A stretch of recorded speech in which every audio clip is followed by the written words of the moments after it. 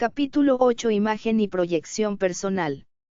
En el dinámico mundo del modelaje, la comunicación social y el entretenimiento, la imagen personal y la proyección profesional son dos elementos inseparables que determinan en gran medida el éxito individual. Cultivar una imagen atractiva y coherente con los valores y objetivos profesionales es fundamental para destacar en un entorno competitivo y exigente. Descifrando el código de la imagen personal ***.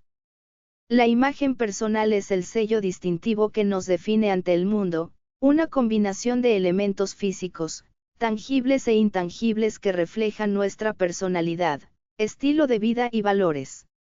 Es la percepción que los demás tienen de nosotros, basada en lo que ven, escuchan y perciben de nuestra comunicación verbal y no verbal. En el ámbito del modelaje, la imagen personal juega un papel crucial. La belleza física, sin duda, es un factor importante, pero no es el único. Una modelo exitosa debe poseer una imagen integral que combine atributos físicos armoniosos con una personalidad cautivadora, seguridad en sí misma y una actitud positiva. Construyendo una imagen personal sólida La construcción de una imagen personal sólida no ocurre de la noche a la mañana. Es un proceso continuo que requiere dedicación, esfuerzo y una constante búsqueda de autoconocimiento. A continuación, te comparto algunos consejos clave para cultivar una imagen personal atractiva y coherente con tus objetivos profesionales. Conoce a fondo tu cuerpo y tu rostro. Descubre tus mejores ángulos, tus características más favorecedoras y las prendas que resaltan tu figura. Define tu estilo personal. Experimenta con diferentes looks y tendencias hasta encontrar un estilo que te haga sentir cómoda y segura de ti misma. Cuida tu salud y bienestar. Una alimentación balanceada, ejercicio regular y un buen descanso son esenciales para lucir radiante y proyectar una imagen de vitalidad. Cultiva una personalidad atractiva. Desarrolla habilidades sociales, como la comunicación efectiva, la empatía y la escucha activa. Refuerza tu autoestima. Confía en tus capacidades, fortalezas y habilidades. Aceptarte y valorarte a ti misma es fundamental para proyectar una imagen segura y positiva. La proyección profesional, tu pasaporte al éxito. La proyección profesional es la capacidad de comunicar de manera efectiva tus habilidades, experiencia y valores a potenciales clientes, empleadores o colaboradores. Es la forma en que te presentas ante el mundo profesional y dejas una huella memorable. En el competitivo mundo del modelaje, la comunicación social y el entretenimiento, la proyección profesional es indispensable para abrir puertas a nuevas oportunidades y alcanzar el éxito deseado. A continuación, te comparto algunos consejos clave para desarrollar una proyección profesional efectiva. Define tus objetivos profesionales. Establece metas claras y precisas sobre lo que deseas lograr en tu carrera. Desarrolla tus habilidades profesionales. Toma cursos, talleres o participa en actividades que te permitan fortalecer tus habilidades en las áreas que te interesan. Crea un portafolio sólido. Reúne tus mejores trabajos, fotografías o proyectos en un portafolio que refleje tu talento y experiencia.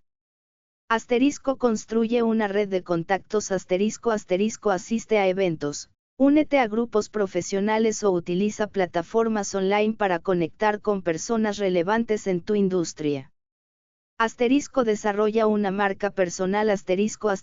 Crea una imagen profesional coherente en tus redes sociales, sitio web y materiales de presentación. Cuida tu comunicación verbal y no verbal. Proyecta seguridad, entusiasmo y profesionalismo en tus interacciones con los demás. Imagen personal y proyección profesional, un binomio ganador. La combinación de una imagen personal atractiva y una proyección profesional efectiva es la fórmula del éxito en el modelaje, la comunicación social y el entretenimiento.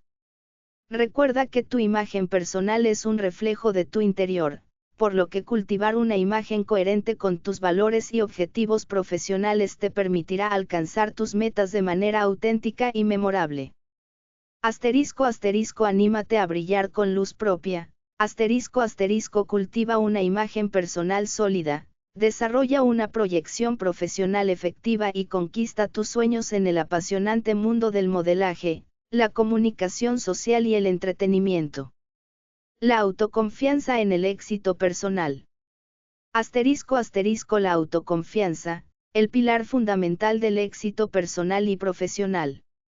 En el intrincado mundo de la psicología y la motivación, la autoconfianza emerge como un faro que guía a las personas hacia el logro de sus metas y la realización personal.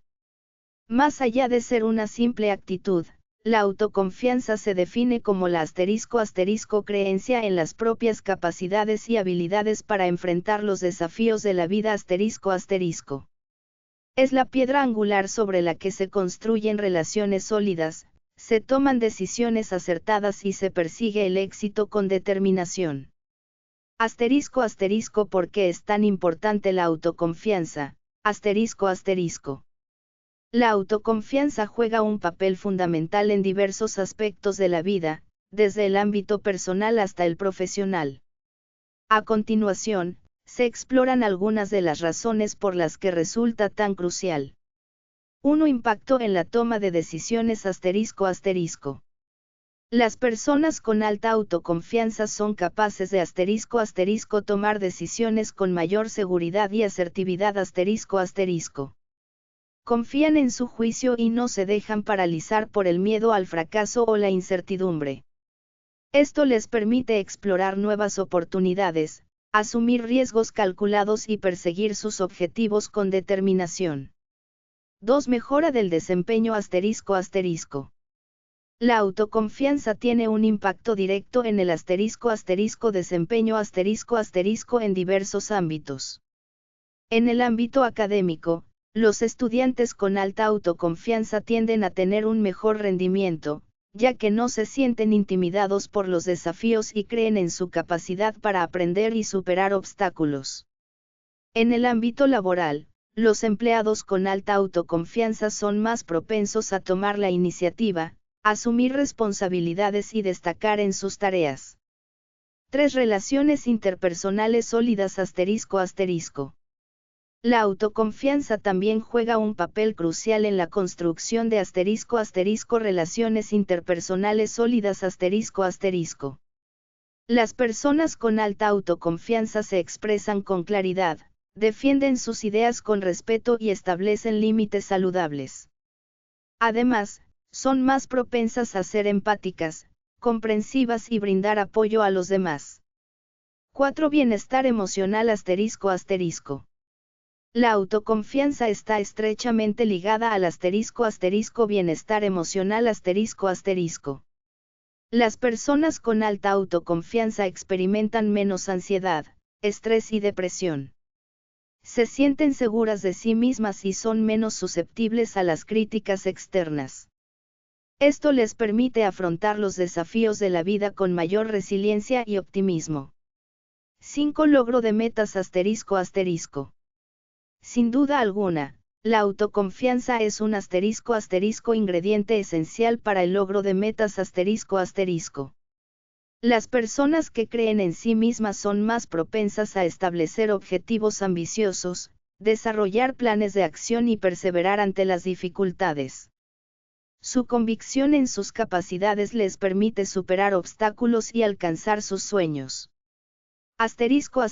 ¿Cómo desarrollar y fortalecer la autoconfianza?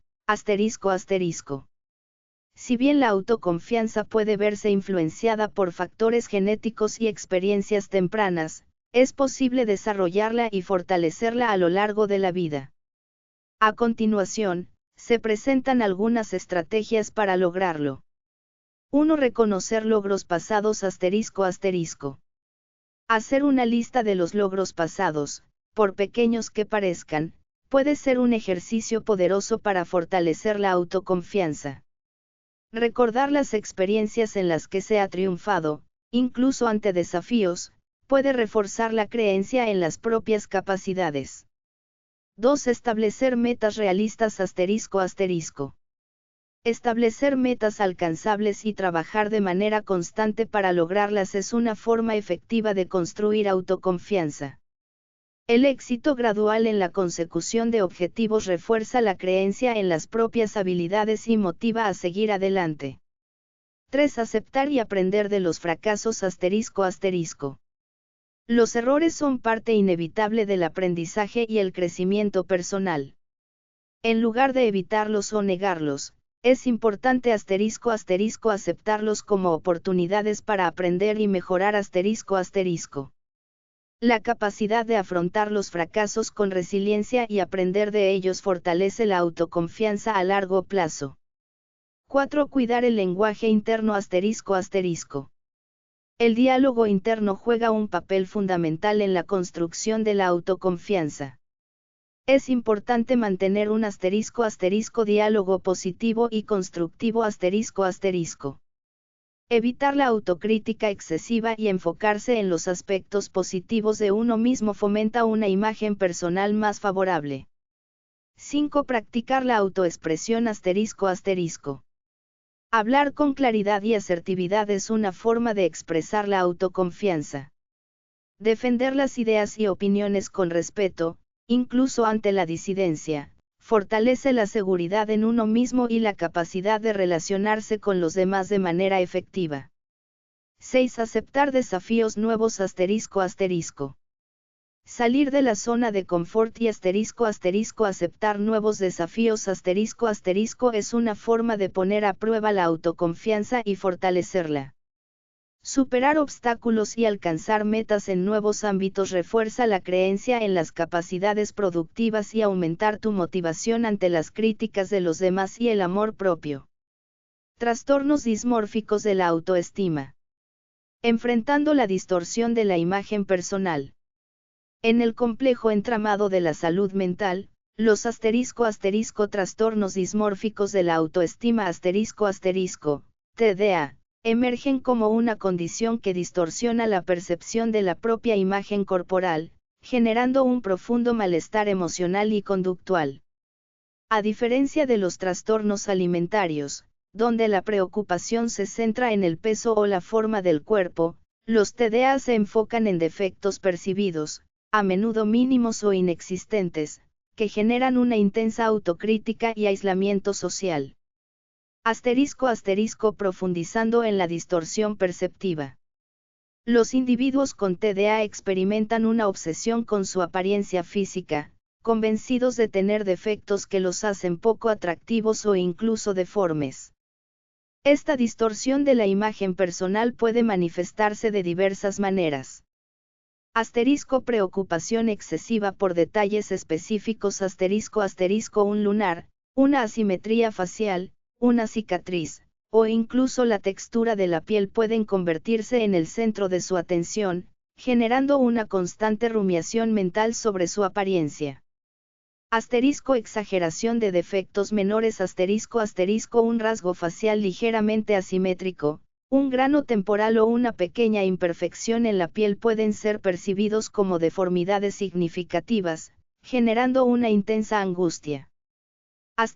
Comparaciones constantes la persona se compara incansablemente con los demás, buscando reafirmar su percepción negativa de sí misma, intensificando su malestar emocional. Comportamientos compulsivos para evitar la exposición social o camuflar sus defectos percibidos, pueden recurrir a comportamientos como evitar espejos o fotos la confrontación con su imagen reflejada puede generar ansiedad y malestar. Uso excesivo de maquillaje o ropa holgada intentan ocultar los defectos percibidos, afectando su estilo personal y comodidad. Asterisco búsqueda de procedimientos estéticos innecesarios. Asterisco buscan modificar su apariencia física para ajustarla a su imagen distorsionada, sin obtener satisfacción duradera. Aislamiento social. Evitan eventos sociales o reuniones por temor a ser juzgados por su apariencia. Consecuencias emocionales y conductuales. Los TDA tienen un impacto devastador en la vida de quienes los padecen, afectando significativamente su bienestar emocional y conductual. Baja autoestima. La constante autocrítica y la percepción negativa de sí mismos deterioran significativamente su autoestima, generando sentimientos de vergüenza, humillación e inferioridad. Ansiedad y depresión. La preocupación constante por su apariencia física y el miedo al rechazo social pueden desencadenar cuadros de ansiedad y depresión, afectando su calidad de vida. Trastornos de la conducta alimentaria. En algunos casos, la obsesión con la imagen corporal puede derivar en trastornos alimentarios como anorexia o bulimia, como un mecanismo para controlar su apariencia. Aislamiento social. El temor al juicio y la vergüenza los llevan a evitar situaciones sociales, limitando sus relaciones interpersonales y oportunidades de desarrollo personal. Ideación suicida. En casos severos, la profunda desolación y el sentimiento de no ser merecedores de amor pueden conducir a ideación suicida. Encontrando el camino hacia la recuperación. A pesar de los desafíos, los TDA son abordables con el tratamiento adecuado. La psicoterapia, particularmente la terapia cognitiva conductual, TCC, ha demostrado ser una herramienta eficaz para ayudar a las personas con TDA. Identificar y desafiar las distorsiones cognitivas. Aprender a reconocer y cuestionar los pensamientos negativos y distorsionados sobre su apariencia. Desarrollar una imagen corporal más realista. Trabajar en la aceptación y apreciación de su cuerpo, reconociendo su belleza y valor intrínseco. Reducir la ansiedad y mejorar el estado de ánimo. Implementar técnicas de relajación y estrategias para afrontar la ansiedad y mejorar su estado emocional. Desarrollar habilidades sociales. Aumentar su confianza interpersonal y mejorar sus habilidades para relacionarse con los demás. Fomentar un estilo de vida saludable. Adoptar hábitos saludables como una alimentación balanceada, ejercicio regular y descanso adecuado. En algunos casos, la medicación puede ser un complemento útil a la terapia, especialmente para controlar los síntomas de ansiedad o depresión. El apoyo familiar y social también juega un papel crucial en el proceso de recuperación, brindando comprensión, empatía y aliento. Un mensaje de esperanza. Si usted o alguien que conoce experimenta los síntomas de un TDA, es importante recordar que no están solos.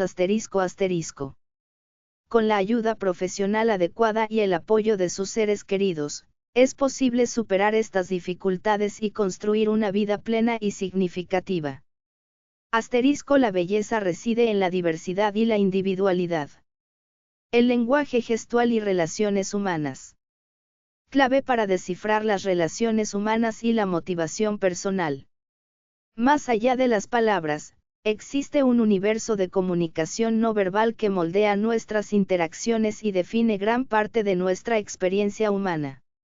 El lenguaje gestual, ese baile silencioso de gestos, expresiones faciales y posturas corporales, juega un papel fundamental en la psicología y la motivación personal, revelando aspectos ocultos de nuestras emociones, intenciones y motivaciones. Descifrando las emociones a través de los gestos. Los gestos son ventanas al alma, revelando emociones que a veces las palabras no logran expresar. Un guiño furtivo puede indicar atracción, mientras que los brazos cruzados pueden reflejar desconfianza o incomodidad. La ciencia ha estudiado extensamente el lenguaje gestual, identificando patrones que nos permiten descifrar las emociones de los demás. Microexpresiones pequeños y fugaces movimientos faciales que duran menos de un segundo, revelando emociones como la felicidad, la tristeza, la ira o el miedo. Macroexpresiones expresiones faciales más duraderas y reconocibles, como una sonrisa genuina o un ceño fruncido. Posturas corporales la forma en que nos sentamos, paramos o caminamos también transmite información sobre nuestro estado emocional. Una postura encorvada puede indicar timidez o desánimo, mientras que una postura erguida y con hombros hacia atrás refleja confianza y seguridad. La influencia del lenguaje gestual en las relaciones humanas El lenguaje gestual no solo nos permite comprender las emociones de los demás, sino que también influye en la forma en que nos perciben y en la dinámica de nuestras relaciones. Un estudio de la Universidad de Glasgow reveló que las personas que utilizan gestos más abiertos y expansivos son percibidas como más extrovertidas, agradables y confiables. Empatía y rapport la capacidad de interpretar y responder al lenguaje gestual de los demás nos permite establecer una conexión emocional más profunda, generando empatía y rapport. Negociación y persuasión el uso efectivo del lenguaje gestual puede ser una herramienta poderosa en la negociación y la persuasión. Un apretón de manos firme transmite confianza, mientras que un contacto visual directo demuestra interés y atención. Atracción y coqueteo El lenguaje gestual también juega un papel crucial en la atracción y el coqueteo. Un ligero toque en el brazo o una sonrisa coqueta pueden despertar el interés de la otra persona. El lenguaje gestual como herramienta de motivación personal Más allá de descifrar las emociones y las relaciones, el lenguaje gestual también puede ser una poderosa herramienta de motivación personal. Estudios han demostrado que adoptar posturas de poder, como pararse con los hombros hacia atrás y las manos en las caderas, puede aumentar los niveles de testosterona y la sensación de confianza. Fingir hasta que lo logras La idea de fingir hasta que lo logras tiene una base científica en el lenguaje gestual.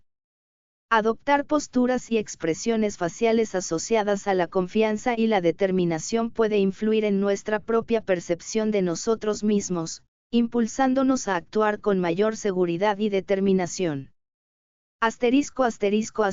Visualización y autoafirmación La visualización y la autoafirmación, técnicas populares para mejorar la motivación, se basan en el poder del lenguaje gestual. Al imaginar y verbalizar nuestros objetivos con gestos y expresiones faciales congruentes, aumentamos la probabilidad de alcanzarlos. En conclusión el lenguaje gestual es un componente esencial de la comunicación humana, revelando emociones, intenciones y motivaciones que las palabras a veces no logran expresar. Comprender y utilizar el lenguaje gestual de manera efectiva nos permite mejorar nuestras relaciones interpersonales, aumentar nuestra autoconfianza y alcanzar nuestros objetivos con mayor motivación.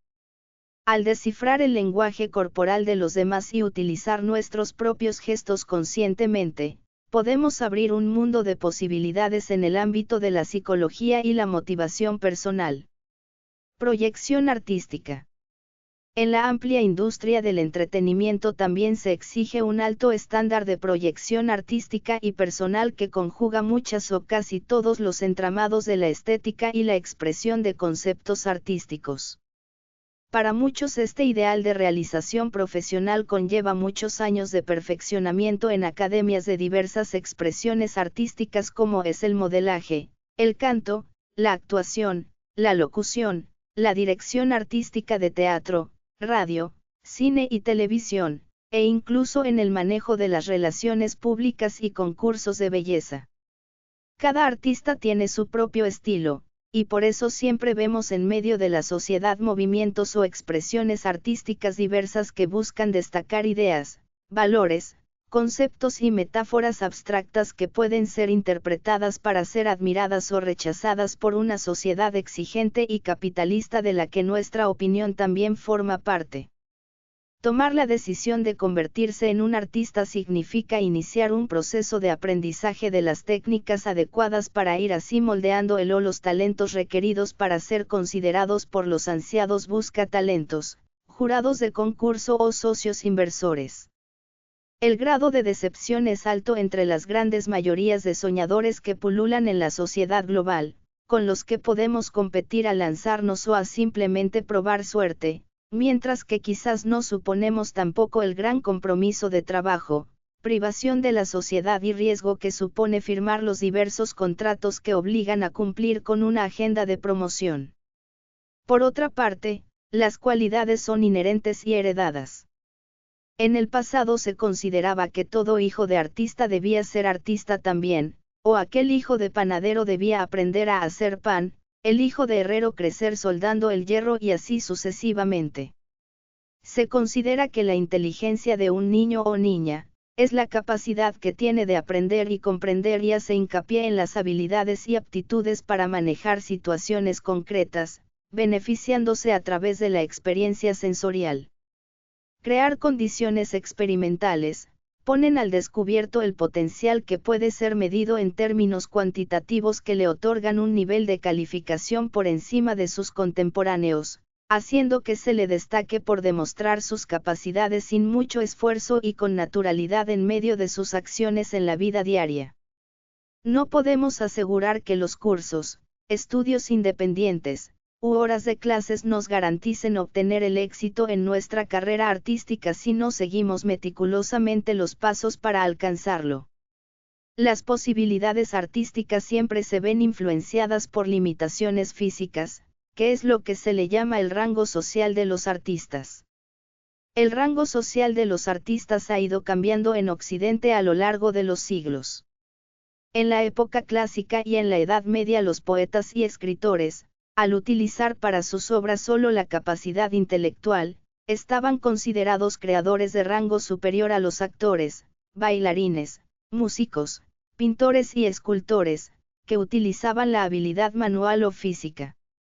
Pero en la actualidad ocurre lo contrario, donde los cantantes, actores y bailarines resultan atraer un público de consumidores más amplio que los poetas, escritores y pintores como en otras décadas. Para su mejor comprensión, los abordamos a continuación por separado con el propósito de enlistar algunas recomendaciones además de definir sus funciones sociales. La voz, en la industria musical, medios de comunicación y la farándula internacional destacan el manejo de la voz a través de la locución, el canto, la declamación poética y el doblaje de voces. Hace referencia al manejo de la voz como melodía cantada sin acompañamiento, con ritmos y contornos melódicos estrechamente relacionados con los ritmos del habla con las pertinentes inflexiones del texto. La locución está más relacionada al campo de la radiodifusión, tanto abierta como digital. La televisión y el campo periodístico ya conlleva mantener un tono de voz medio, con la ayuda de la amplificación sonora de los micrófonos, un dominio del lenguaje fluido y correcto sin el uso de balbuceos y modismos populares. En años recientes los recitales poéticos se han abierto paso en las ciudades, restaurantes, parques y demás eventos culturales con una presencia renovada de poetas que representan las más variadas tendencias literarias. Finalmente, en relación al uso de la voz, podemos citar que entre los géneros musicales que han impactado el devenir de las expresiones culturales actuales siguen siendo las más populares el hip hop afroamericano, la electrónica, el pop, las clásicas baladas románticas, el reggae y el folclore nacional. El movimiento, las artes escénicas como el teatro y la danza en la sociedad contemporánea, los bailes proporcionan a los jóvenes ocasiones importantes para reunirse, expresar figuras conceptuales de la vida cotidiana y sobre todo los ritmos o géneros que surgen en las áreas urbanas y suburbanas, para dar a entender algo sin utilizar palabras pero con estilo de vestir propios. También es factible trabajar conceptos experimentales ayudados por la danza. Los movimientos rítmicos son capaces de lograr que el trabajo sea más rápido y eficiente, como en las danzas japonesas que se realizan en las plantaciones de arroz. En algunas culturas, como la latina, la danza es una forma de arte, y en el siglo XX algunas danzas que originalmente eran ritos religiosos o entretenimientos de la corte se han adaptado al teatro. Así, según los modelos clasicistas, se diferencia de la de sus contemporáneos en un mayor cuidado formal en las tramas y los versos. En sus obras los vicios son siempre condenados, a la manera de un final feliz y ejemplificador, contra la pauta de las comedias nuevas de los españoles Lope de Vega, Tirso de Molina, Guillén de Castro, Francisco Rojas Zorrilla, entre otros, que solían sacar consecuencias modélicas de situaciones donde los valores cristianos bordeaban lo ambiguo e incluso peligrosos límites. No es hasta mediados del siglo XX cuando el teatro latinoamericano ha adquirido cierta personalidad, al tratar temas propios tomando como punto de partida la realidad del espectador a quien va destinado. Al asistir a un llamado de scouting de modelos o casting de actuación, se mantienen algunas recomendaciones para quienes deseen emprender una carrera artística. Buscar una agencia de representación puede ser excitante y estresante a la vez, pero de cualquier manera es importante conocer que no todas las agencias son lo mismo o buscan las mismas características de modelos. Durante tu búsqueda haz una cita para aplicar de acuerdo a las preferencias de cada agencia. Haciendo de otra manera más que impactar enviará tu aplicación a la basura. Cuando los llamados a casting se abren, es especialmente crucial seguir las reglas para ponerte del lado de la agencia buscadora. Recuerda que parte de ser una o un buen modelo es tener la habilidad de seguir instrucciones. Si tú no puedes llenar los requisitos para un llamado abierto y asistes, esto da una primera mala impresión y puede dar a entender al personal de scouting de la agencia que tú no sigues bien instrucciones. Llamados de casting. Cuando busques algún llamado de scouting de modelos debes saber que no todas las agencias hacen llamados abiertos a disponibilidad. La mejor manera para encontrar esta información es visitando el sitio web de la agencia de modelos. Cualquier detalle acerca del llamado de casting será indicado si es ofrecido o la agencia puede establecer que ellos no organizan llamados a castings abiertos. Si ellos no los mencionan, eso es prueba de que ellos no lo utilizan. Conoce bien tu agencia y síguela, nunca dejes pasar un llamado a casting. Siempre verifica la información del sitio de la agencia de modelaje para conocer cómo ellos manejan su base de datos, cuándo ocurren, a qué hora y estima qué vestuario deberás llevar. Siguiendo las instrucciones le dejas las cosas más sencillas a la agencia. Cientos de esperanzados modelos se presentan a casting y solo algunos, propiamente preparados estarán un tiempo trabajando con el equipo de la agencia. Prepara tu booking. Un fotógrafo profesional es la persona ideal para ayudarte a crear un booking, que es término inglés que designa un portafolio de trabajos de modelaje previos que como modelo hayas realizado. Si se es modelo principiante, también se debe tener un booking de al menos una sesión fotográfica que incluya estilos versátiles, tanto cortes clásicos, como modernos y excéntricos o étnicos, ya que nunca se sabe en cuál de estos los directores de la agencia te puedan considerar, según el diseño del concepto de cada campaña de mercadotecnia. Previo a la cita de casting, cada agencia de modelaje establece sus días de llamado, puede ser de 1 a 2 días a la semana, de una vez al mes o incluso de menor frecuencia como una vez al año. La duración de un casting es de aproximadamente de 2 horas, por lo que si se aplica a más de una agencia se debe ser muy organizado y llevar una agenda meticulosamente.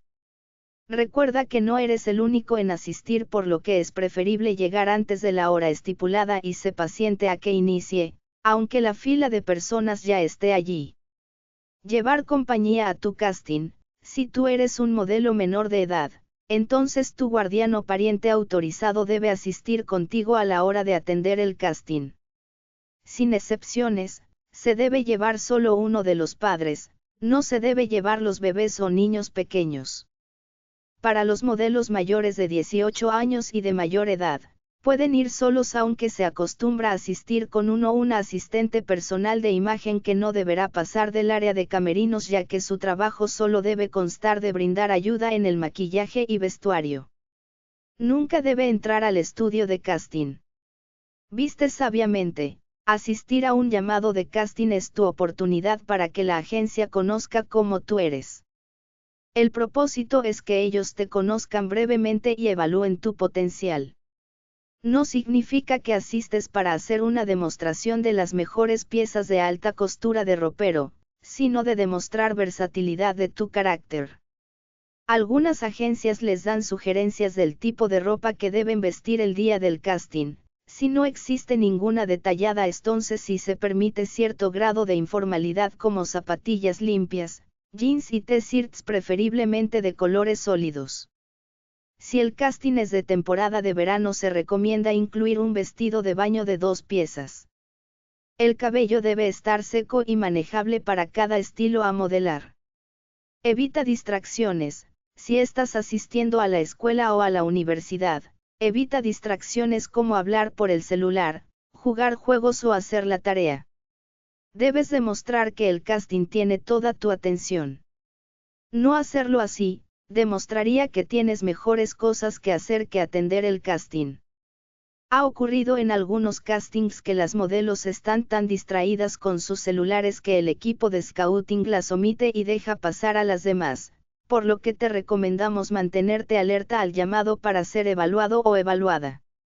Disfruta tu momento de glamour. El más ineludible consejo de modelaje, o para cualquier otro lugar, es relajarte, sentirte plena y ser tú misma para demostrar al equipo una personalidad extrovertida y genuina.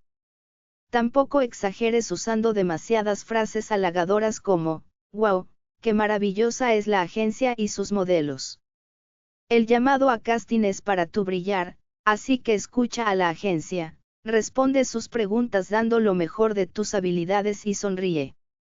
Si tus cualidades van mucho más allá del manejo de tus poses en un estudio fotográfico y exteriores, al poseer buena memoria para los diálogos, dominas a la perfección tus emociones y sentimientos para proyectar una personalidad impactante ante las cámaras, tu sueño puede ser trabajar como actor o actriz. Quizás desde hace tiempo te has estado diciendo hazlo, has estado esperando que suene el teléfono, pero aún no han habido llamadas de retorno. Pues se dice que lo que separa a los verdaderos profesionales de los wannabes no es la inspiración, sino la preparación y la ejecución. Toma el control de tu audición con estos 10 útiles consejos para mejorar tus habilidades. 1. Confianza. Esto suena simple pero toma mucha práctica.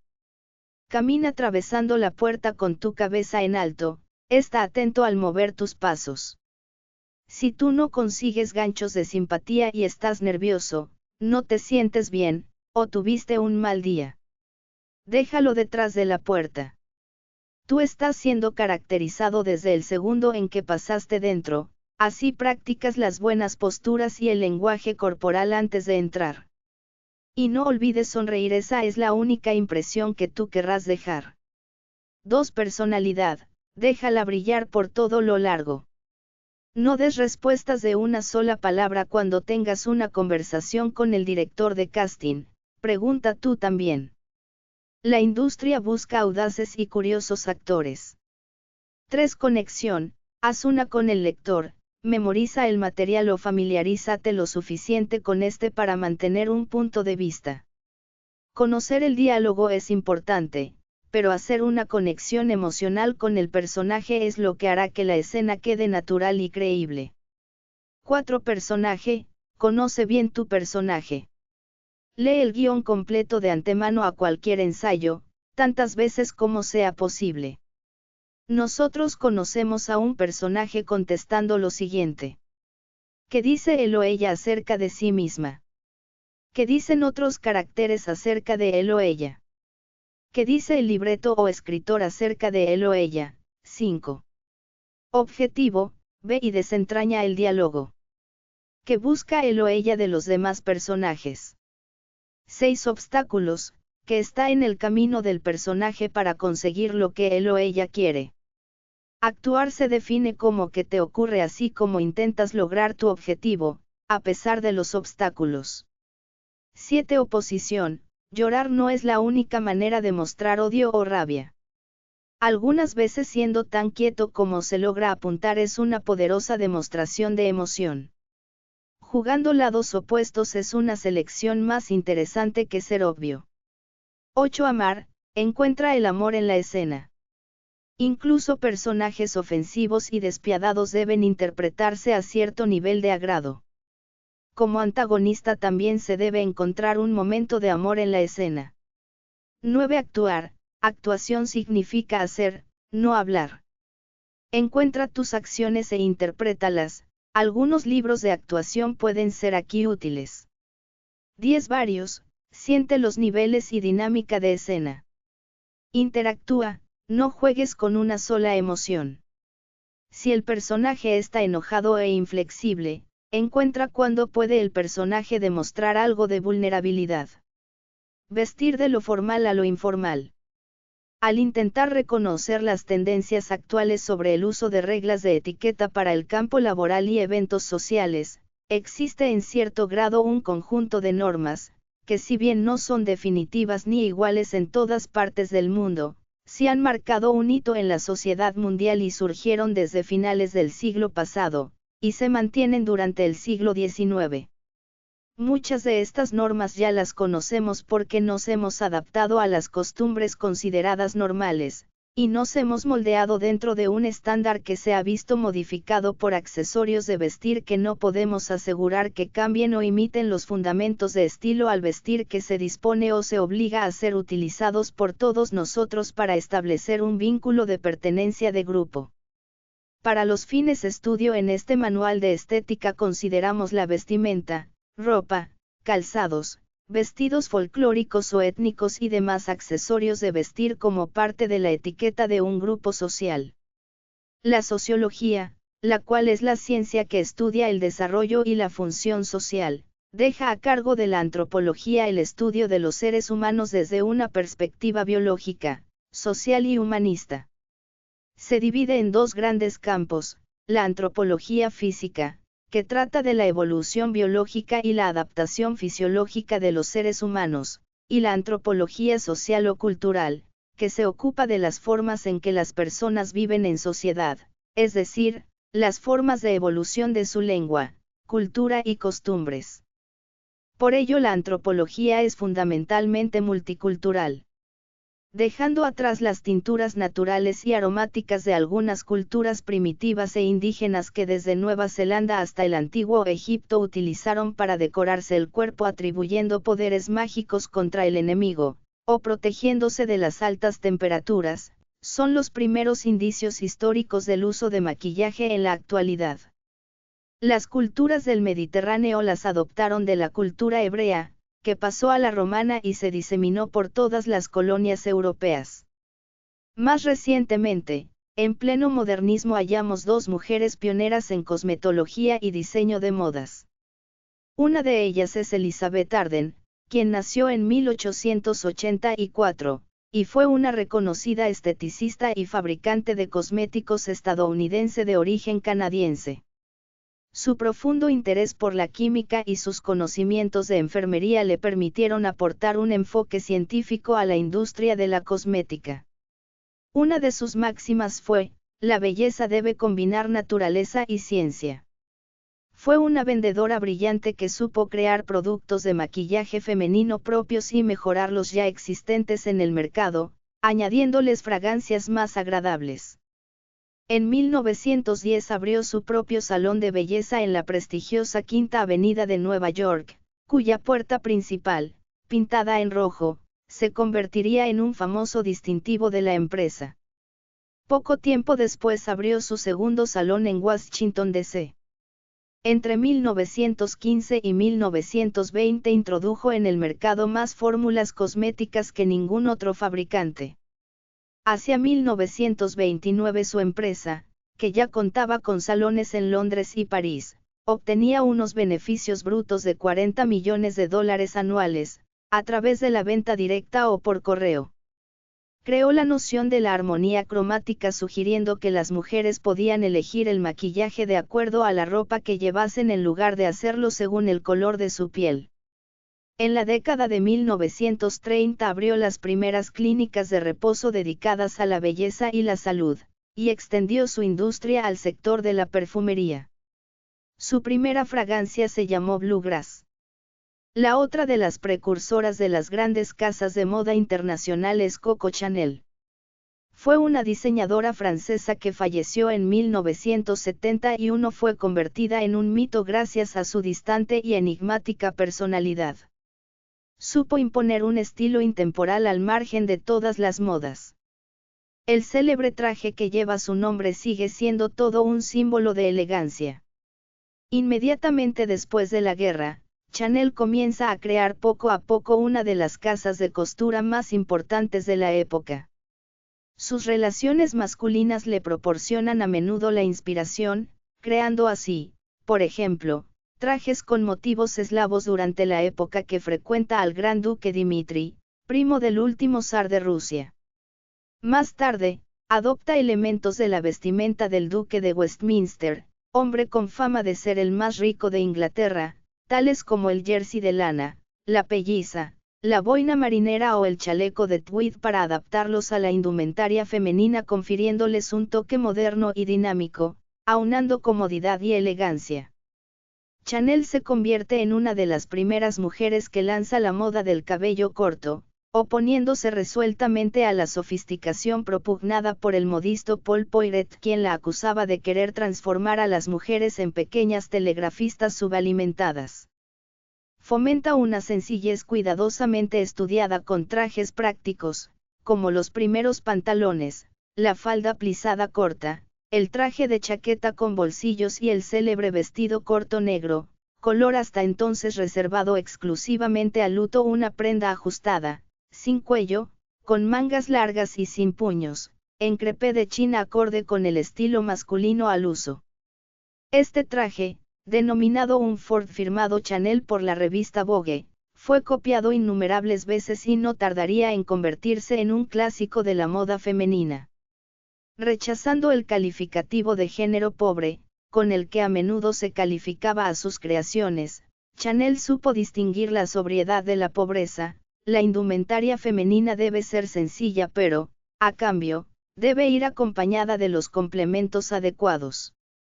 Para ello recurre, por ejemplo, a la bisutería, mezclando piedras semipreciosas, strass y perlas falsas, brazaletes con el motivo de la Cruz de Malta, broches de inspiración bizantina o motivos animales, florales o de conchas.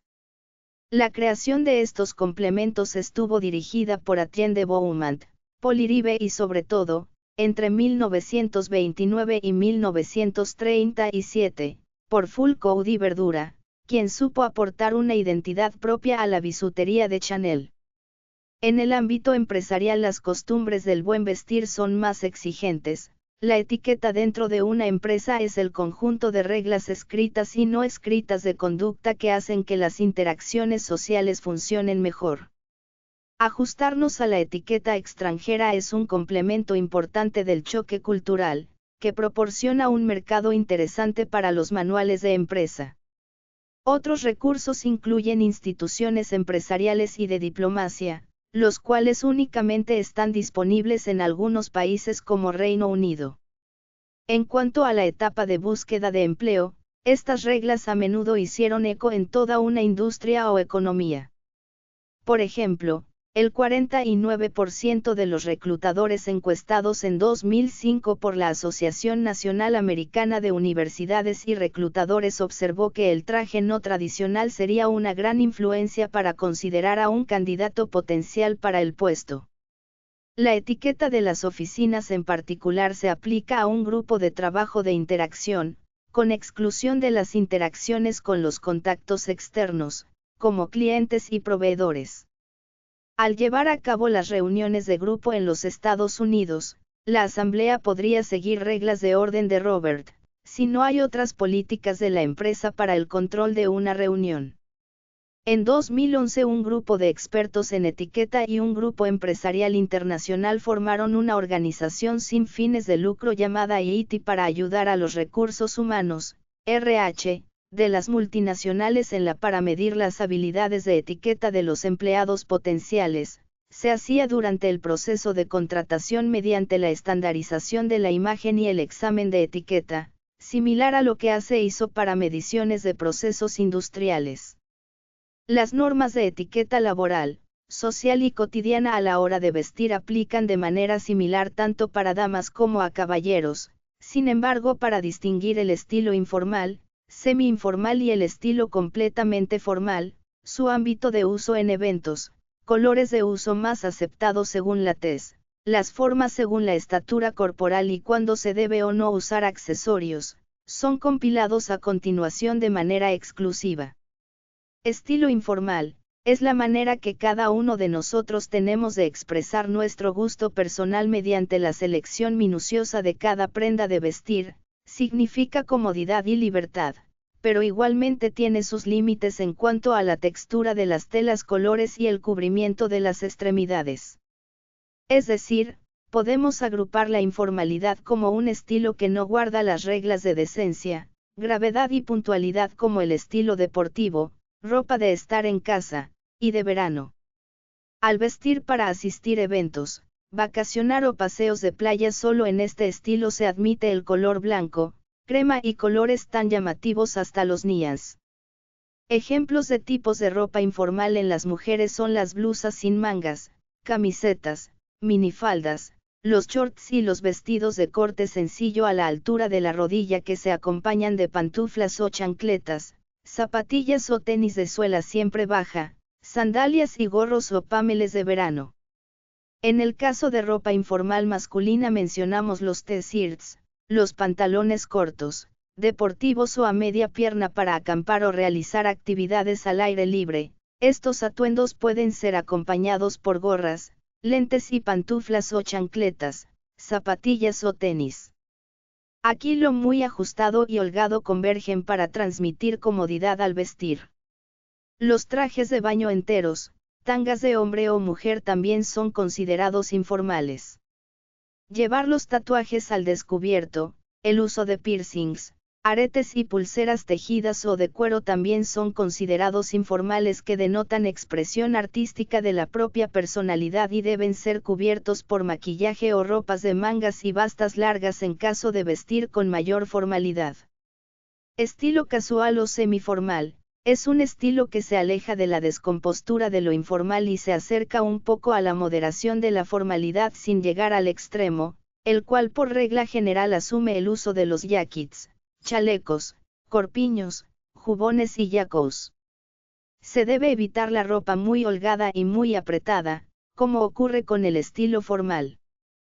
Prêt-à-porter, sistema de fabricación y venta de moda realizada en serie, con diversas tallas estipuladas.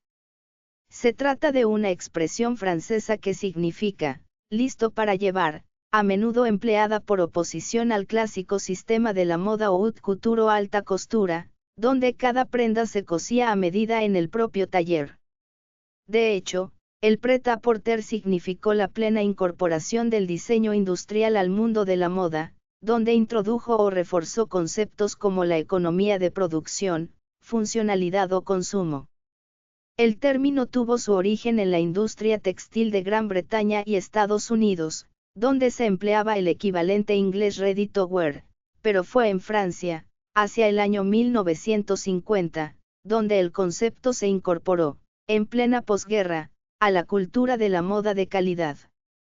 Además, dependiendo de la estación climática y gravedad del evento, se añaden accesorios de vestir como el uso de sombreros de ala corta o media, boinas, solamente los de colores llamativos o cálidos, o de tonos pasteles y motivos estampados, pero nunca el blanco. Sin llegar a incluir la rigurosidad de los sombreros de tipo copa, el tacón alto o tocados de complejos peinados femeninos. En los varones este carácter describe el uso de camisas manga largas sin diseños de colores pasteles, tuxedo, gabardinas, chamarras y chalecos de cuero combinados con calzados de estilo clásico sin cordones o botines café, calcetines del color del pantalón que puede ser color caqui, gris o negro con algunos pliegues en la cadera. Los tipos de pantalones que marcan la semiformalidad son los largos, o shorts a media pierna o en la rodilla, pueden ser jeans de cualquier color o de tipo plegados de tela. Por otra parte, las mujeres que visten en estilo casual o semiformal llevan blusas de manga media a la altura de los codos o largas abotonadas a la muñeca o libres. Las opciones de colores son más amplias para el sexo femenino, aplicando siempre una regla de contraste entre tonos cálidos con otro color ocre u oscuro, nunca se combinen dos tonos llamativos, o dos tipos de estampados. En cuanto a calzado se admiten las sandalias y zapatos de tacón medio, nunca de suela baja, ni abiertos o con los dedos descubiertos.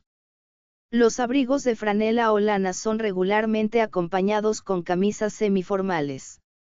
No existe regla definitiva en cuanto a los accesorios como bolsos, bufandas, joyas o relojes, ya que se permite cierta libertad de combinaciones, situación que no ocurre con la etiqueta formal. Los vestidos étnicos, típicos o folclóricos de cada país también pueden incluirse en este grupo, tomando en cuenta la solemnidad de los eventos o celebraciones que se conmemoran anualmente y son propias de cada cultura.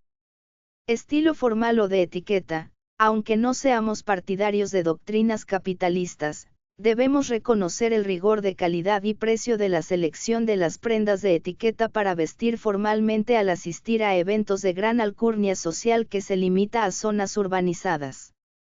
En cuanto a sacos y pantalón se distinguen los tipos de telas lino, algodón y la seda de las prendas de telas sintéticas que aunque pueden ser más económicas también son más incómodas.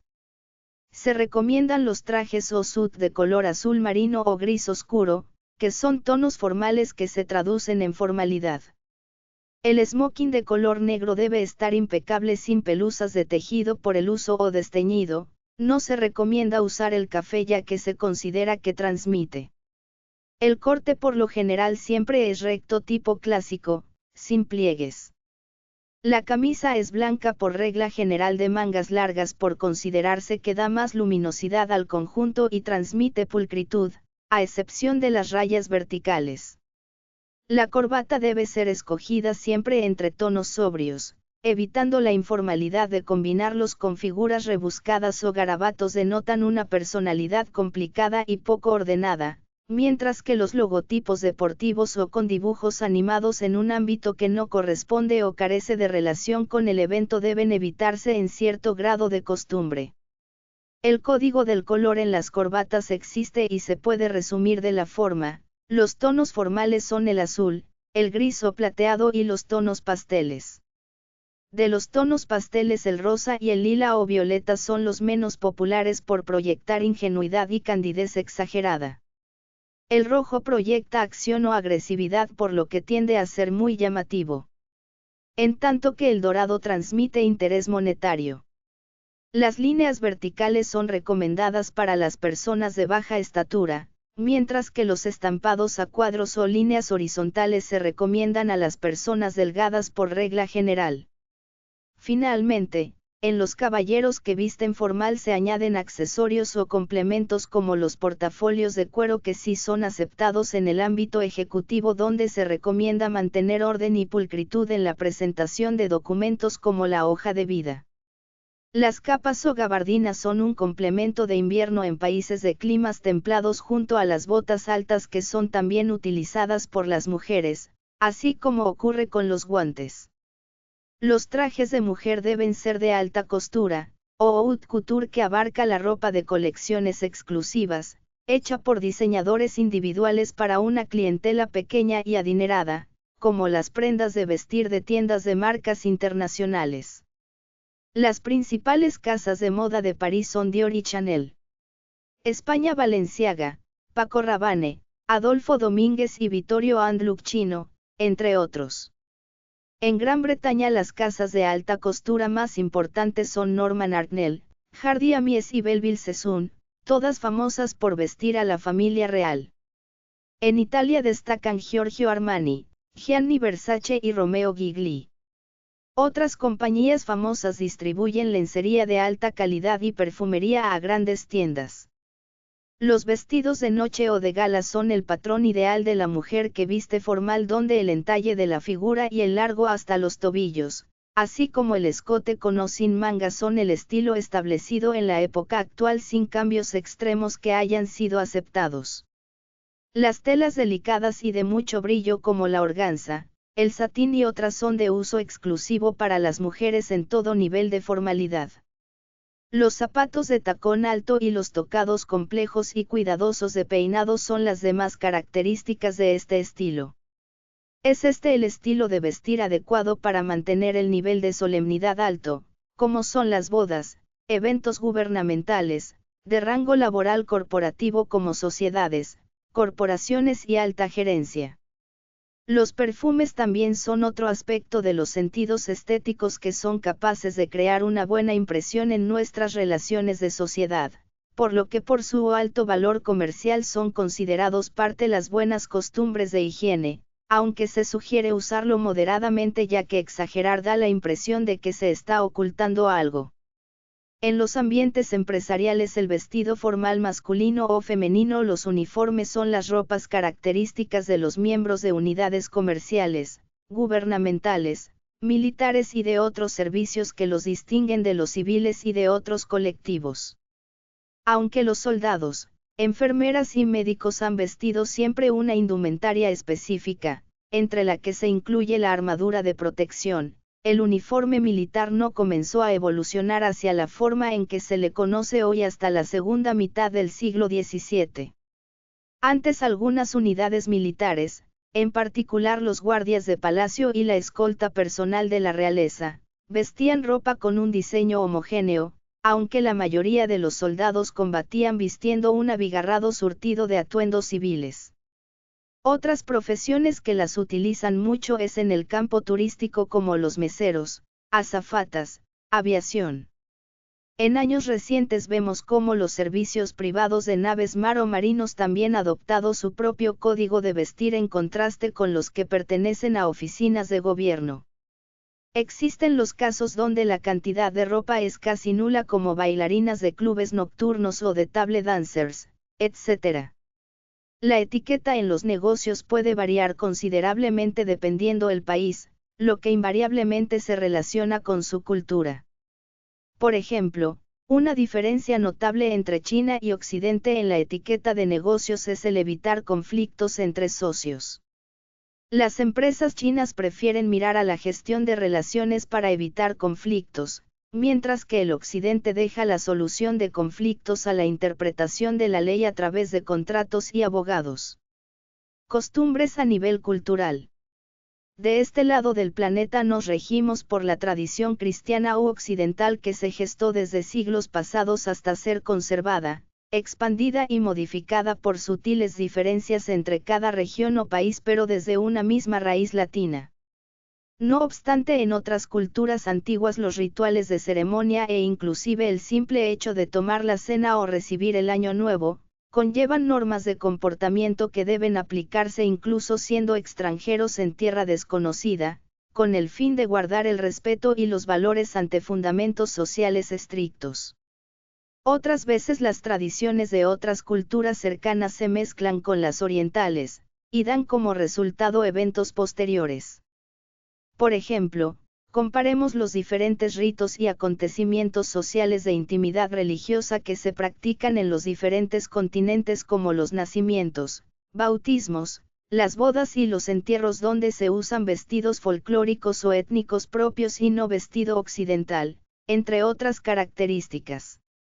Algunos de estos continentes o regiones son Asia, Medio Oriente, Oceanía y Europa.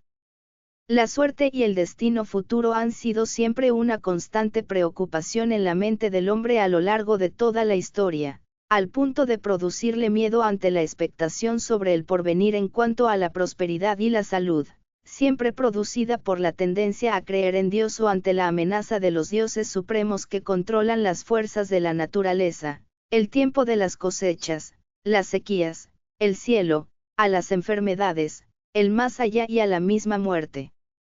Las prácticas y las creencias supersticiosas son comunes en situaciones que implican un alto riesgo, azar o incertidumbre, así como en momentos de tensiones o crisis tanto personales como sociales, cuando los acontecimientos parecen escapar al control humano. Sin embargo, definir lo que es o lo que no es supersticioso es una cuestión relativa. Las creencias de una persona pueden ser supersticiones para otra. Todas las creencias y prácticas religiosas pueden ser tachadas de supersticiones por los no creyentes, mientras que los líderes religiosos condenan con frecuencia determinadas prácticas populares poco ortodoxas, calificándolas de parodias supersticiosas de la verdadera fe. Entre los ritos de paso, como les llamó el antropólogo belga Arnold van Gennep, se inicia con los ritos de iniciación, que van desde el periodo de gestación y culminan con la presentación pública y la elección de nombre para el neófito. La circuncisión de los varones 8 días después de su nacimiento, es una ceremonia de iniciación en la religión judía. El Islam también impone la circuncisión de los hijos varones antes de contraer matrimonio. La ceremonia del bautismo en aguas es un ejemplo de ritual religioso del nacimiento practicado por judíos y cristianos a lo largo de la historia, que supone la admisión del neófito en la comunidad religiosa. Mientras tanto, en las bodas de la tradición occidental existe una tradición tomada de las bodas orientales y es la de arrojar granos de arroz a la pareja que se une. Otras de las cosas que se arrojan de parte de la novia es su ramo de novia al público de solteras o en ocasiones es su cinta de lencería. Por último, hallamos los entierros, que es una práctica funeraria que consiste en depositar el cadáver en una tumba o sepultura bajo tierra. Otros sistemas de enterramiento son, el funeral en alta mar, lanzamiento del cadáver al agua por la borda de un barco, la exposición del cuerpo a los elementos atmosféricos, costumbre practicada por el pueblo inuit o la cremación. Estas prácticas suelen ir precedidas y acompañadas de diferentes ritos funerarios, como el embalsamamiento. En los años que siguieron a la caída de la dinastía Han en el año 220, la llegada de extranjeros y la inestabilidad política afectaron a la idiosincrasia del arte chino. El budismo, introducido en el siglo I, trajo de la India nuevos estilos de arquitectura, escultura y pintura. Además, con la doctrina budista, que introduce el concepto de la reencarnación, decayó la costumbre de los entierros opulentos. A veces se alquilan plañideras, que no son familiares del fallecido, para que lloren y se lamenten.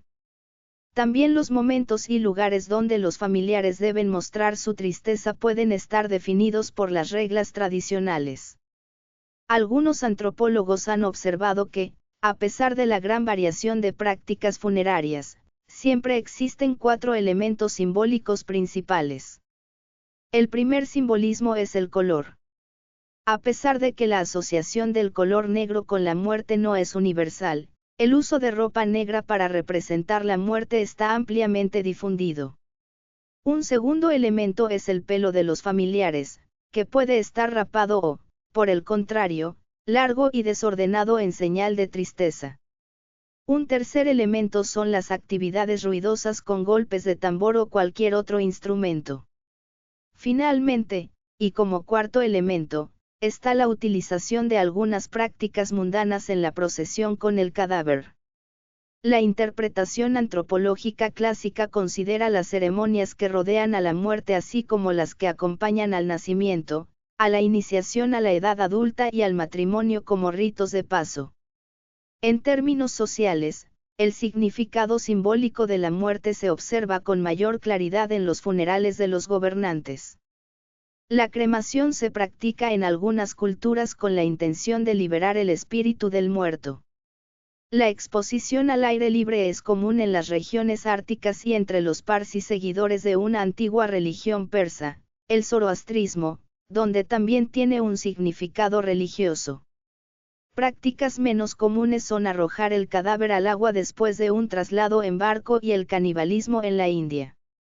En las culturas donde la tribu o la nación están personificadas en el gobernante, estos funerales llegan a ser un drama político en el que participa todo el país. Las pirámides de Egipto, por ejemplo, se convirtieron en un símbolo y en una prueba de la autoridad real. Dado que los faraones encarnaban la permanencia social y la autoridad espiritual y temporal, su muerte ponía en peligro todos estos elementos. La participación de sus sucesores en los rituales funerarios proporcionaba una sensación de continuidad. En Tailandia, después de la cremación del monarca, el nuevo rey y los miembros de la familia real tradicionalmente buscaban entre las cenizas fragmentos de huesos. Estas reliquias se convertían en objetos de culto que, de forma indirecta, significaban la continuidad de la presencia y autoridad del monarca fallecido. En las sociedades precolombinas de América, la muerte era un acontecimiento muy ritualizado, lo que obligaba a ceremonias de todo tipo, acompañadas de ofrendas, alimentos y objetos de acompañamiento y regalos de mucha utilidad durante el largo viaje que se iniciaba tras la muerte. Entre los mayas se diferenciaba el enterramiento según la clase y categoría del muerto. La gente ordinaria se enterraba bajo el piso de la casa, pero los nobles solían ser incinerados y sobre sus tumbas se erigían templos funerarios. Los aztecas, que creían en la existencia de paraísos e infiernos, preparaban a los difuntos para un largo camino lleno de obstáculos.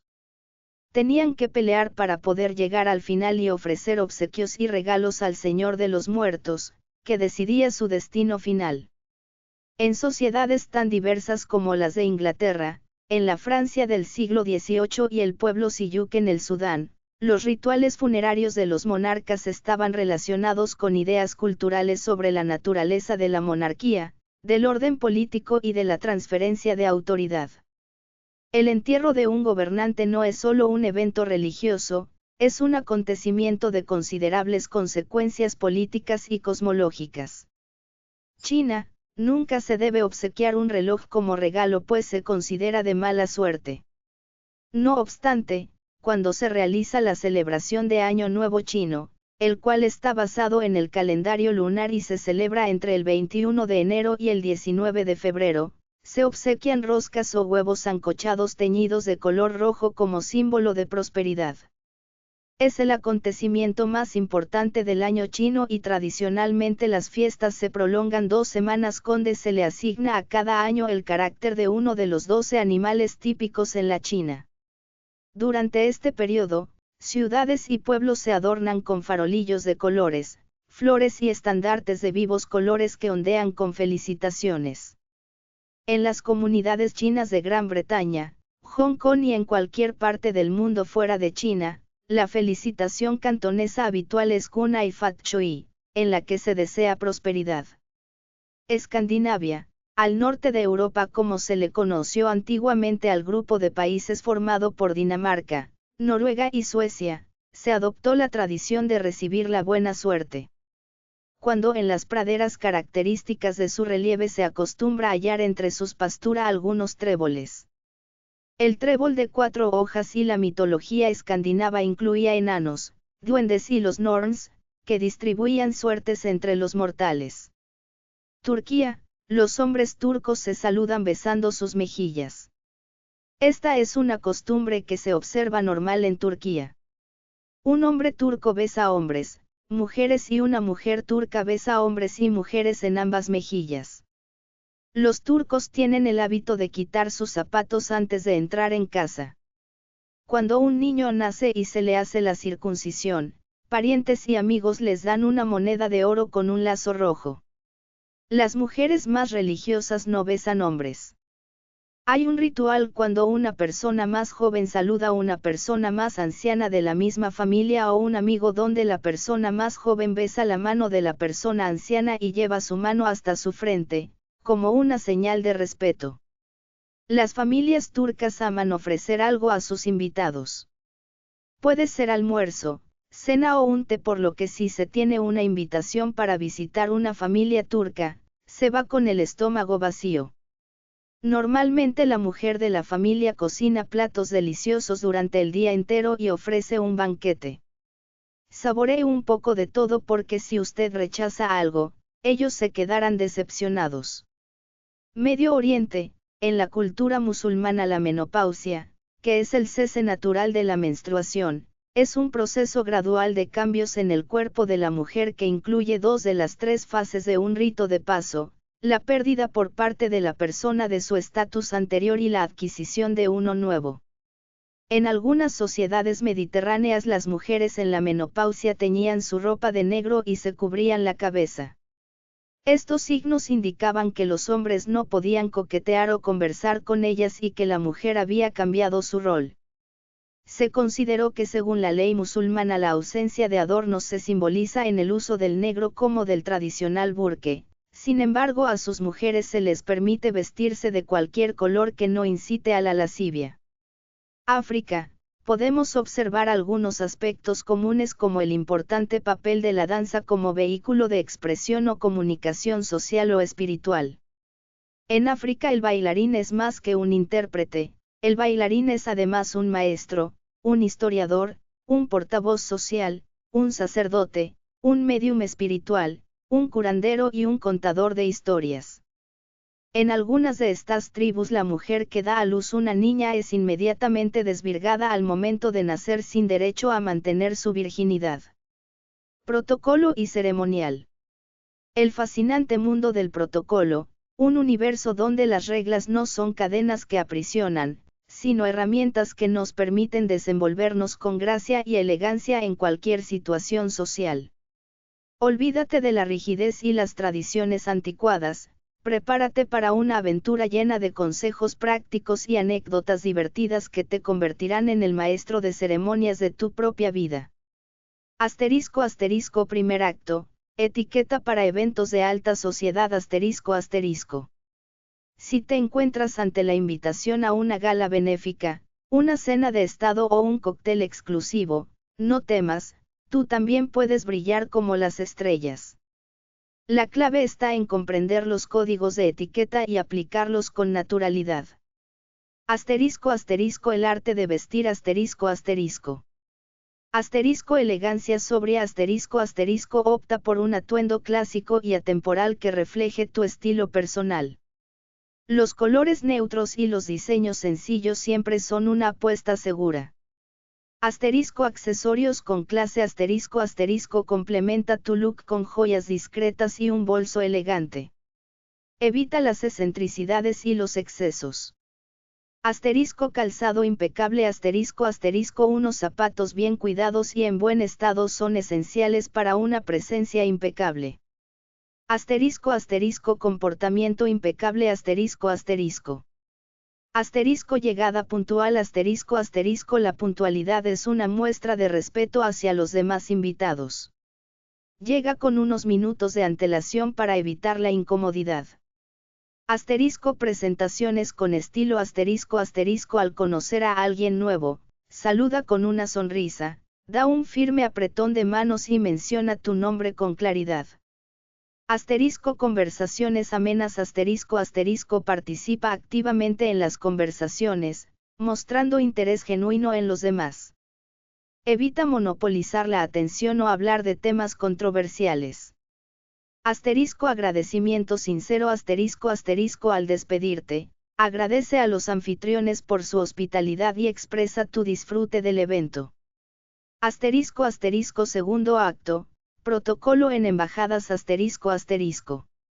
Las embajadas son escenarios diplomáticos donde la cortesía y el respeto son pilares fundamentales.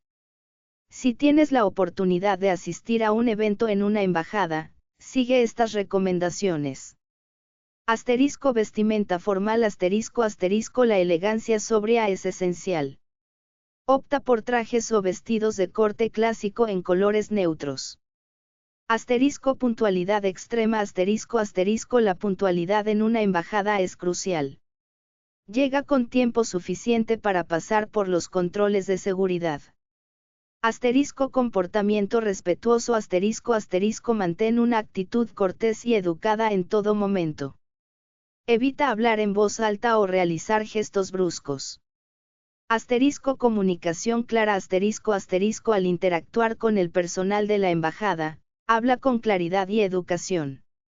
Utiliza un tono de voz adecuado y evita las preguntas indiscretas. Agradecimiento protocolar al finalizar el evento, agradece al embajador o al anfitrión por su invitación y expresa tu admiración por el país que representa. Tercer acto, etiqueta para eventos de clase media Los eventos sociales de clase media también tienen sus propios códigos de etiqueta. Aunque no son tan estrictos como los de la alta sociedad o las embajadas, es importante seguir algunas normas básicas para asegurar una experiencia agradable para todos. Vestimenta adecuada adapta tu atuendo al tipo de evento. Para eventos formales, opta por prendas semiformales o de cóctel. Para eventos más casuales, puedes optar por ropa informal elegante. Comportamiento cordial saluda a los demás invitados con amabilidad y mantén una actitud positiva. Participa en las conversaciones con entusiasmo y evita comentarios negativos o prejuiciosos. Agradecimiento sincero al finalizar el evento, agradece a los anfitriones por su hospitalidad y expresa tu disfrute del evento. El protocolo no es una camisa de fuerza, sino una guía para navegar con gracia y elegancia en las diferentes esferas sociales. Adopta una actitud positiva, muestra respeto por los demás y disfruta de cada experiencia social al máximo. Con estas claves, serás el rey o la reina de la fiesta. Origen de la etiqueta personal. Es un término que surgió a medida que el hombre pensante fue dejando sus actitudes bárbaras para asumir a través de los siglos la cultura civilizada que dejaba las batallas a sangre fría, para asumir costumbres en los modales a utilizar, las actividades de caza y el vestir. La etiqueta puede ser ejercida como arma social. La adopción externa de los gestos superficiales de un grupo en el que, en aras de la promoción social general una preocupación por los demás, es considerado por muchos una forma de esnobismo, carente de virtud. Los primeros indicios de lo que más tarde se convertiría en etiqueta datan del siglo III AC cuando Pseudo-Hotep escribe sus famosas máximas, las cuales eran preceptos que realzaban las virtudes civiles como veracidad, el autocontrol y la bondad, donde enseñaba que la codicia es la base de todo mal y se hacía hincapié en la búsqueda de la justicia. En China era Confucio quien, con sus obras, introducía con su filosofía la moralidad personal y gubernamental. El Renacimiento supuso un florecimiento cultural inmenso. La industria textil estaba fuertemente ligada a la burguesía, por lo que desde ese momento existió una moda exclusiva para las clases medias. El pañuelo fue el objeto que delimitó las clases sociales de la época. El único sector que podía usarlo por ley era la nobleza. Fue desde el siglo XVI al XX que convergieron desde diversas partes de Europa algunas normas o códigos de conducta que delimitaban las expectativas para que el comportamiento social dentro de cada grupo se mantenga dentro de las convenciones regularmente aceptadas dentro de una sociedad, clase social o grupo. La moda empezó a adquirir mayor importancia, y llegó a ser una preocupación de la adinerada burguesía. Las prendas empezaron a considerarse una inversión, por lo que se dedicó tiempo a su mantenimiento y reparación. El uso de camisa, jubón y justillo, por parte de los hombres, y el uso de vestidos o faldas, por parte de las mujeres, se volvió una constante hasta el siglo XVII. La moda inició en esta época pues la vestimenta pierde su carácter universal y cada nación quiso diferenciarse del resto, así que se ingeniaron detalles únicos y diferentes, al mismo tiempo que la vestimenta se volvió el símbolo de la riqueza y de poder. La ropa de esta época se puede caracterizar bajo la influencia de los países como Francia, Italia, España e Inglaterra. Es lo que se conoce como etiqueta, el cual es un término de origen inglés que data de que a través de sus fronteras fue asumido y modificado en Francia con el significado de rótulo y de allí probablemente fue transmitido al resto de Europa. Luis XIV, 1638 a 1718, transforma una casa real de casa en Versalles, un pueblo a 25 kilómetros al suroeste de la capital, en uno de los palacios más grandes del mundo, moviéndose oficialmente su corte y el gobierno en 1682. Fue en este imponente contexto en el que Luis domó a la nobleza y dignatarios extranjeros impresionado, con entretenimiento, ceremonia y un sistema altamente codificado de la etiqueta, afirmando su supremacía. Siglos más tarde, en la época de la Ilustración, con la formación de clubes de caballería, los caballeros, buscando ser identificados como clase media en medio de la burguesía, adoptaron preferencias artísticas y estándares de comportamiento. Fue en este siglo cuando entre las mujeres se establecieron las más estrictas normas de recato, como cuándo mostrar emoción, mantener la postura, y de cómo actuar con cortesía. Otros filósofos como Lord Shaftesbury motivaron el uso de la cortesía como el arte de ser agradable en la compañía.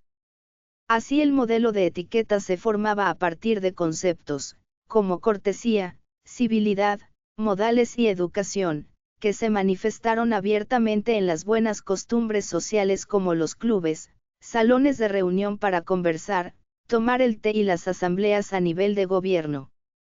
Fue Philip Stanhope, cuarto conde de Chesterfield, el que utilizó por primera vez la palabra etiqueta en su acepción moderna, de cartas a su hijo en el arte de convertirse en un hombre de mundo y un caballero. Este trabajo, compuesto por más de 400 cartas escritas desde 1737 o 1738 y continuando hasta la muerte de su hijo en 1768, en su mayoría eran cartas instructivas sobre diversos temas. Las cartas fueron publicadas por primera vez por la viuda de su hijo, Eugenia Stanhope, en 1774. Chesterfield trató de desvincular el tema de las costumbres de la moral convencional, con el argumento de que el dominio de la etiqueta era un arma importante para el progreso social.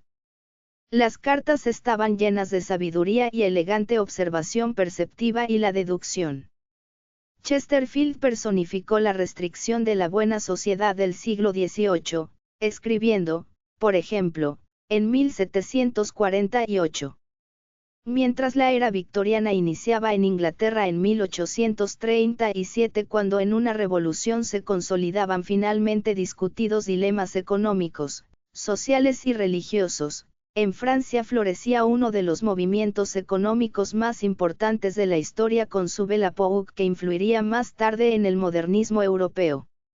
Este periodo marcó el comienzo de muchos preceptos que adoptamos en América más de un siglo después, que incluyeron las costumbres refinadas de la cultura civilizada que aún persisten en el actual postmodernismo. En la época victoriana, la etiqueta se había convertido en un sistema excepcionalmente complicado de reglas que regula todo, como el método adecuado para escribir cartas y usar los cubiertos, las interacciones reguladas minuciosamente entre diferentes clases y de género. Entre los autores que han estudiado este periodo a profundidad podemos mencionar al libro El proceso de civilización por Norbert Elias, quien argumentó que los modales surgieron como producto de la vida en grupo y persisten como una forma de mantener el orden social. Él teorizó que los modales proliferaron a partir del Renacimiento en respuesta al desarrollo del Estado absoluto, la progresión desde un pequeño grupo que vive a la centralización del poder por parte del Estado. Elías cree que los rituales asociados con los modales en la sociedad de la corte de Inglaterra estaban estrechamente vinculados con el estatus social. Para él, los modales demuestran la posición de un individuo dentro de una red social y actúan como un medio por el cual el individuo puede negociar esa posición. Así es como, según Curtis, se denotan específicamente tres categorías de modales: higiene, cortesía y normas culturales, cada uno de los cuales ayudan a explicar el papel multifacético que los modales juegan en sociedad. Estas categorías se basan en el resultado más que la motivación, de los modales y comportamientos de manera individualizada y puede encajar en 2 o más categorías. Modales de higiene, son modales que afectan a la transmisión de enfermedades. Es probable que se les enseñe a una edad temprana, principalmente a través de la disciplina de los padres, el cumplimiento de comportamiento positivo en torno a la continencia con fluidos corporales, tales como el control de esfínteres, y el evitar o eliminar los elementos que suponen un riesgo de enfermedad para los niños. Se espera que, en la edad adulta, los modales de higiene están tan arraigados con el comportamiento propio, que se conviertan en una segunda naturaleza. Las violaciones son propensos a provocar respuestas disgusto. Modales de cortesía, demuestran la capacidad para poner los intereses de los demás antes que al propio. Ayudan a maximizar los beneficios de la vida en grupo mediante la regulación de la interacción social. La conducta de evitar enfermedad a veces puede verse comprometida en el cumplimiento de los modales de cortesía. Pueden ser enseñados en la misma forma que las costumbres de higiene, pero es probable que también se aprenden con el directo, es decir, la observación de las interacciones de los demás, indirecto, es decir, a través de las funciones ejecutivas del cerebro. El aprendizaje de las costumbres de cortesía puede tener lugar a una edad mayor que los modales de higiene, ya que los individuos deben tener al menos algunos medios de comunicación y cierta conciencia de sí mismo y de posicionamiento social. La violación de las costumbres de cortesía con mayor frecuencia da lugar a la desaprobación social. Modales de normas culturales, normalmente demuestran la identidad dentro de un grupo sociocultural específico. La adhesión a las costumbres culturales de norma permite la demarcación de las identidades socioculturales y la creación de fronteras que informan qué es de fiar o qué se considerará como otro. Los modales de normas culturales se aprenden a través de la cotidianidad y rutinización del familiar y por medio de la exposición a lo ajeno. Las normas culturales, por su propia naturaleza, tienen un alto nivel de variabilidad entre los grupos, pero es probable que sean comunes a todos los que se identifican con una identidad de un grupo. Etiqueta en la mesa. El comportamiento en la mesa al tomar los alimentos ha sido desde siglos una norma social entre las culturas de Oriente a Occidente. Por ejemplo, en las culturas jerárquicas rígidas como Corea y Japón, el alcohol ayuda a descomponer la estricta barrera social entre las clases. Permite un toque de informalidad. Es tradicional que el anfitrión y el huésped se turnen llenando copas de los otros y se estimulan entre sí para engullir. Para alguien que no consume alcohol, excepto por razones religiosas, puede ser difícil escapar del ritual de la bebida social. En la cultura hausa, estar de pie mientras se come puede ser visto como una conducta ofensiva y de mal agüero, incluso insultar al anfitrión muestra una falta de respeto por la escasez de alimentos, se conoce como comer con el diablo o cometer santi. En China, una persona que toma el último elemento de la comida de un plato común o tazón sin antes ofrecer a los demás en la mesa puede ser visto como un glotón que está insultando a la generosidad del anfitrión. Tradicionalmente, si los clientes no tienen restos de comida delante de ellos al final de una comida, es a la deshonra de la acogida. En los Estados Unidos de América, se espera que un invitado se coma toda la comida que se les da, como un complemento a la calidad de la cocina. Sin embargo, todavía se considera de buena educación ofrecerle comida de un plato o tazón común a los demás en la mesa. Recorriendo de oriente a occidente, observamos que la cubertería, que son los utensilios que se utilizan para servir la comida, es diferente como vemos los palillos orientales que se sujetan entre el dedo pulgar y el índice, y los tenedores y cucharas para cada ocasión de Occidente. La aparición en Inglaterra del método Sheffield Plate en 1743, por el cual la cubertería de cobre se plateaba con una delgada capa de este metal, redujo el precio e hizo posible la enorme proliferación de estilos y diseños que ha continuado hasta hoy. Los diseños para la aristocracia incluían un escudo o sello familiar. Los mangos de las cucharas y tenedores fueron haciéndose poco a poco con forma curvada para un uso más sencillo, y en Inglaterra se hizo popular el mango de cuchillo pistol grip, empuñadura de pistola.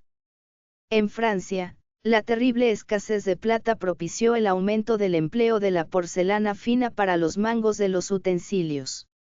Al mismo tiempo, aparecieron muchos otros artículos para la cubertería, tales como casos, coladores de té, tijeras para uvas, utensilios para servir el pescado y pinzas para el azúcar.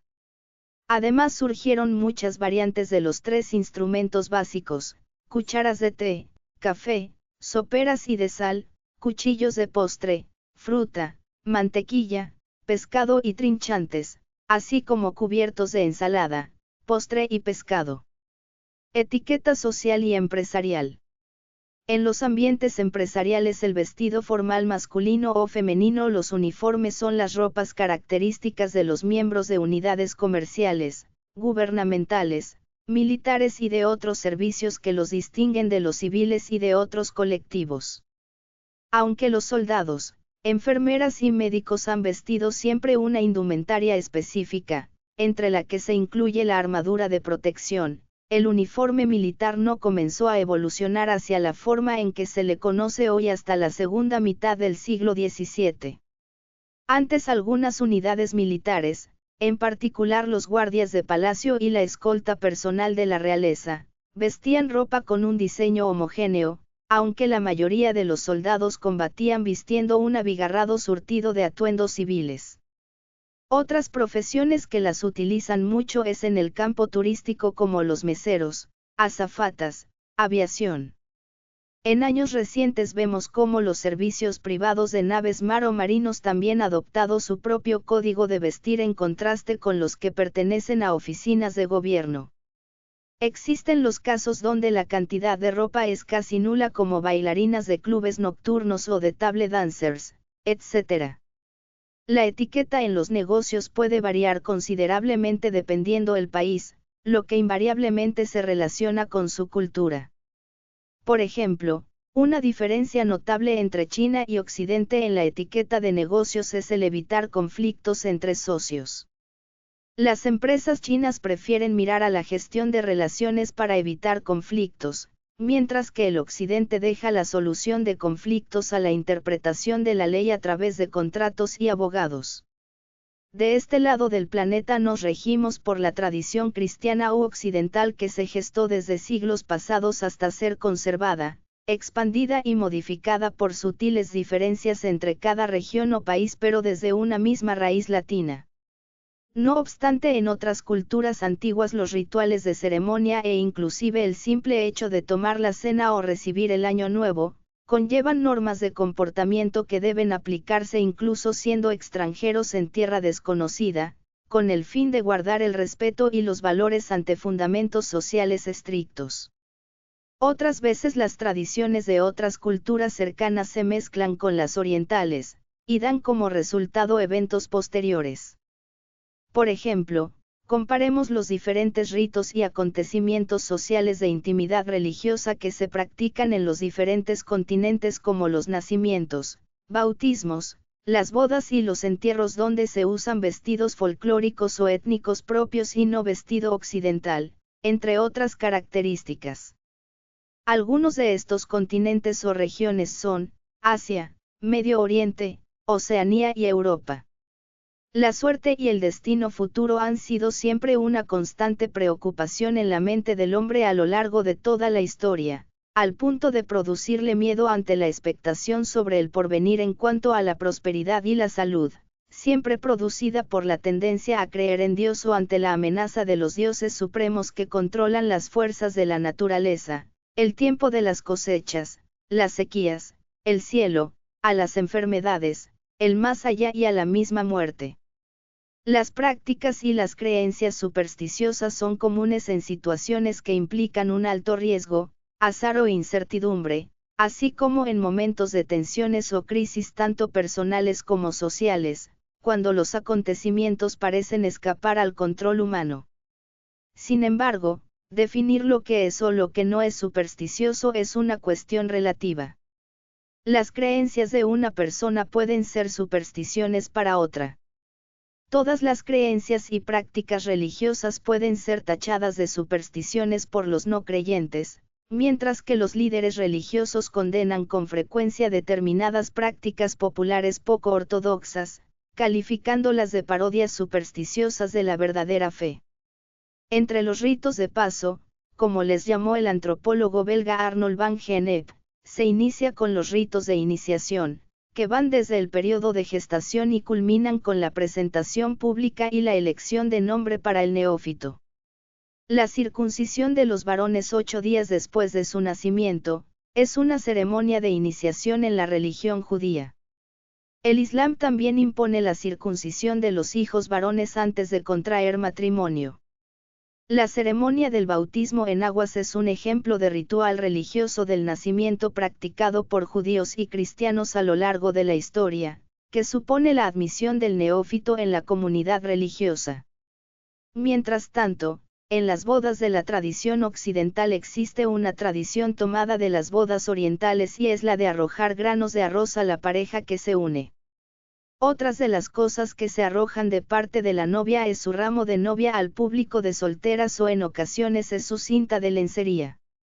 Por último, hallamos los entierros, que es una práctica funeraria que consiste en depositar el cadáver en una tumba o sepultura bajo tierra. Otros sistemas de enterramiento son, el funeral en alta mar, lanzamiento del cadáver al agua por la borda de un barco, la exposición del cuerpo a los elementos atmosféricos, costumbre practicada por el pueblo inuit, o la cremación. Estas prácticas suelen ir precedidas y acompañadas de diferentes ritos funerarios, como el embalsamamiento. En los años que siguieron a la caída de la dinastía Han en el año 220, la llegada de extranjeros y la inestabilidad política afectaron a la idiosincrasia del arte chino. El budismo, introducido en el siglo I, trajo de la India nuevos estilos de arquitectura, escultura y pintura. Además, con la doctrina budista, que introduce el concepto de la reencarnación, decayó la costumbre de los entierros opulentos. A veces se alquilan plañideras, que no son familiares del fallecido, para que lloren y se lamenten. También los momentos y lugares donde los familiares deben mostrar su tristeza pueden estar definidos por las reglas tradicionales. Algunos antropólogos han observado que, a pesar de la gran variación de prácticas funerarias, siempre existen 4 elementos simbólicos principales. El primer simbolismo es el color. A pesar de que la asociación del color negro con la muerte no es universal, el uso de ropa negra para representar la muerte está ampliamente difundido. Un segundo elemento es el pelo de los familiares, que puede estar rapado o, por el contrario, largo y desordenado en señal de tristeza. Un tercer elemento son las actividades ruidosas con golpes de tambor o cualquier otro instrumento. Finalmente, y como cuarto elemento, está la utilización de algunas prácticas mundanas en la procesión con el cadáver. La interpretación antropológica clásica considera las ceremonias que rodean a la muerte así como las que acompañan al nacimiento, a la iniciación a la edad adulta y al matrimonio como ritos de paso. En términos sociales, el significado simbólico de la muerte se observa con mayor claridad en los funerales de los gobernantes. La cremación se practica en algunas culturas con la intención de liberar el espíritu del muerto. La exposición al aire libre es común en las regiones árticas y entre los parsis seguidores de una antigua religión persa, el zoroastrismo, donde también tiene un significado religioso. Prácticas menos comunes son arrojar el cadáver al agua después de un traslado en barco y el canibalismo en la India. En las culturas donde la tribu o la nación están personificadas en el gobernante, estos funerales llegan a ser un drama político en el que participa todo el país. Las pirámides de Egipto, por ejemplo, se convirtieron en un símbolo y en una prueba de la autoridad real. Dado que los faraones encarnaban la permanencia social y la autoridad espiritual y temporal, su muerte ponía en peligro todos estos elementos. La participación de sus sucesores en los rituales funerarios proporcionaba una sensación de continuidad. En Tailandia, después de la cremación del monarca, el nuevo rey y los miembros de la familia real tradicionalmente buscaban entre las cenizas fragmentos de huesos. Estas reliquias se convertían en objetos de culto que, de forma indirecta, significaban la continuidad de la presencia y autoridad del monarca fallecido.